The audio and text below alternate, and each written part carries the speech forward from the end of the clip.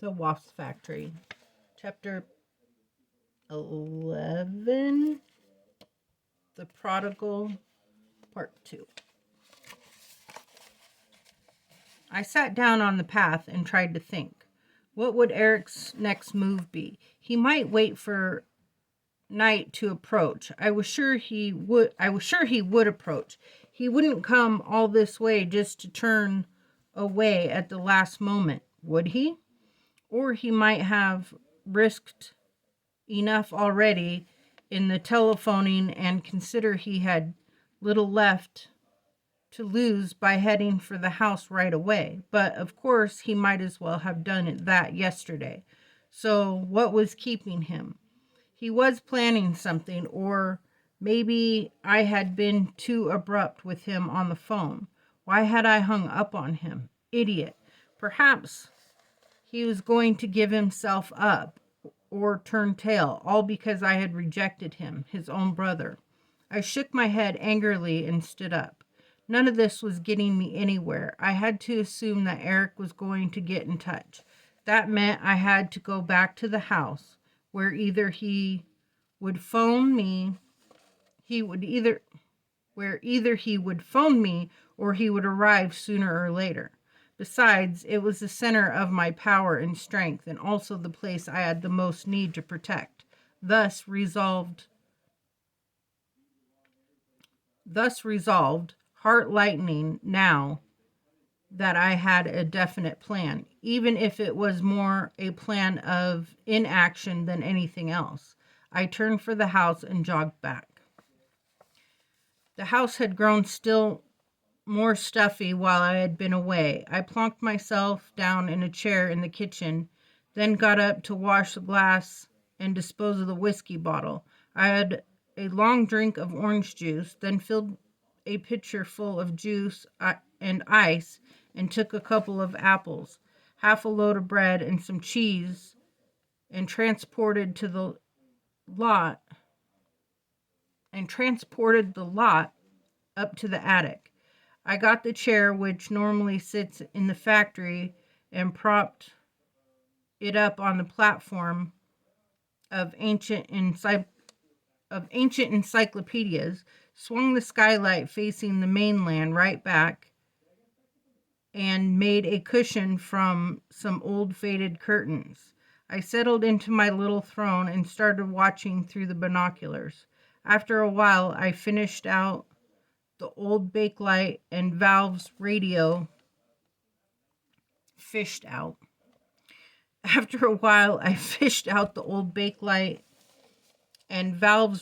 from the back of the box of toys and plugged it into the second light fixture with an adapter. I turned on the radio 3, which was playing a opera, just the thing to put me in the mood, I thought. I went back to the skylight. Holes had broken in the cloud cover in a few places. They moved slowly, putting patches of land into a brassy, glaring sunlight. Sometimes the light shone on the house. I watched the shadow of my shed moved slowly around as the late afternoon became early evening and the sun moved around above the frayed clouds. A slow pattern of reflecting windows glinted from the new housing estate in the trees, slightly above the old part of town. Gradually, one set of windows stopped reflecting. Gradually, others took their place, all punctuated by occasional stabs as windows were shut and opened or cars moved in the council streets. I drank some of the juice, held ice cubes in my mouth, while the hot breath of the house wafted out around me. I kept the binoculars on their steady sweeping, scanning as far to the north and the south as I could without falling out of the skylight. The opera ended, was replaced by some awful modern music for what sounded like Heretic on a Rack and Burning Dog, which I let play because it was stopping me from getting sleepy. Just after 6:30, the phone rang. I leaped out of the chair, dived down the door out of the loft, and skidded down the stairs, flicking the phone off the cradle and up to my mouth in one clean movement. I felt a buzz of excitement at how well coordinated I was today, and said quite calmly, "Yes?" "Frang?" my father's voice said, slow and slurred. "Frang, is that you?" I let the contempt I felt creep into my voice. "Yes, Dad, it's me. What is it?" In the town, son," he said quietly, as though he was about to start crying. I heard him take a deep breath. "Frang, you know I've always loved you, and I'm calling from the town, son. Want you to come here, son. Want you to come here. They've caught Eric, son." I froze. I stared at the wallpaper above the little table in the corner of the turn in the stairs where the phone sat. The wallpaper was a leafy pattern, green on white, with a sort of trellis work peeping through the greenery in places. It was slightly squint. I hadn't really noticed that wallpaper for years, certainly not in all the years I had been answering the phone. It was horrible. My father was a fool to have chosen it. "Frank," he cleared his throat. "Frank, son," he said almost clearly, then relapsed. "Frank, are you there? Say something, son." "It's me. Say something, son." "Ah," said, "they caught Eric. D'you hear, son? Frank, you still there?" My dry mouth tripped me, and the sentence died. I cleared my throat carefully, began again. "I heard you, Dad. They've caught Eric. I heard. I'll be right in.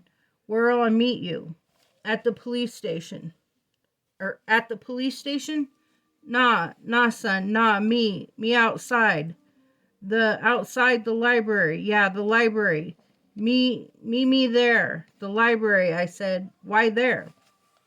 "Right, see you, son. M'on, hurry up, eh?" I heard him clatter the receiver for a few seconds, then the line went quiet. I put the phone down slowly, feeling the sharpness in my lungs, a steely sensation that went with the thudding of my heart and my lightened head. I stood for a while, then went back up the stairs to the loft to close the skylight and turn the radio off. My legs were a little sore and tired. I realized, perhaps, that I had been overdoing things a bit recently. The breaks in the cloud overhead were moving slowly inland. As I walked back up the path towards town, it was dark for 7:30, a summery gloom of soft light everywhere over the dry land. A few birds stirred themselves lethargically as I went past. Quite a few were perching on the wires of the telephone line, sneaking its way to the island on skinny poles.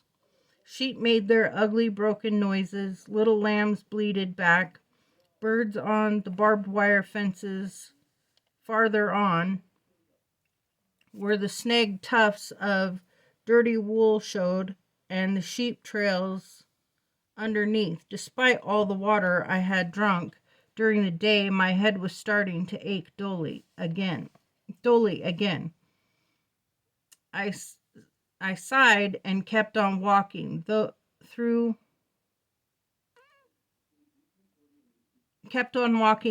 the slowly diminishing dunes and past the rough fields, straggly pasture land. I sat down back against sand just before I left the dunes entirely and wiped my brow. I flicked a little sweat from my fingers, looked out over the static sheep and perched birds. In the town, I could hear bells, probably from the Catholic chapel, or maybe the word had spread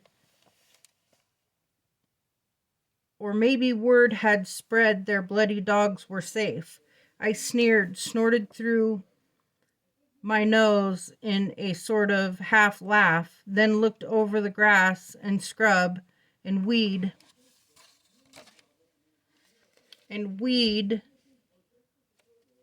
to the steeple of the Church of Scotland. I could almost see the library from here. I felt my feet complain and knew that I shouldn't have sat down.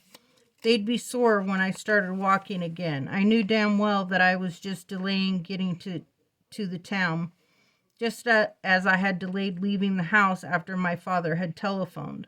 I looked back at the birds, strung like notes along the same wires which had brought the news. They were avoiding one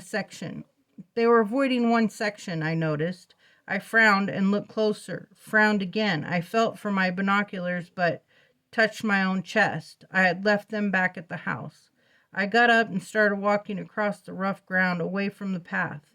Then I jogged, then I ran, finally sprinting across the weeds and rushes, vaulting a fence on the pasture where the sheep rose and scattered, cackling plaintively. I was breathless by the time I got the telephone line and it was down. The freshly cut wire hung against the wood of the landside pole. I looked up, made sure I wasn't seeing things. A few of the birds nearby had flown off. They circled, calling in their dark voices through the almost still air over the parched grass. I ran down to the island side pole on the other side of the break. An ear covered in short white and black fur and still bleeding was nailed to the wood. I touched it and I smiled. I looked around wildly, then claimed myself again. I set my face to the town where the steeple pointed like a finger accusatory. "You lying bastard," I breathed, then took off for the island again, gathering pace as I went, hitting the path and letting rip, pounding down its beaten surface, carrying down to the jump and sailing over it. I shouted and whooped. Then I shut up and kept my precious breath for running. I got back to the house yet again and raced up, lathering in sweat, to the loft, stopping briefly at the telephone to check it. Sure enough, it was quite dead. I ran on upstairs, back to the loft and the skylight, took a quick look around with the glasses, then got myself together, arming and checking. I settled back into the chair, switched the radio back on, and kept looking. He was out there somewhere. Thank God for the birds. My stomach thrilled, sending a wave of gut joy through me, making me shiver despite the heat. That lying old shit, trying to lure me away from the house just because he was too frightened to face Eric. My God, I had been stupid not to hear the sheer mendacity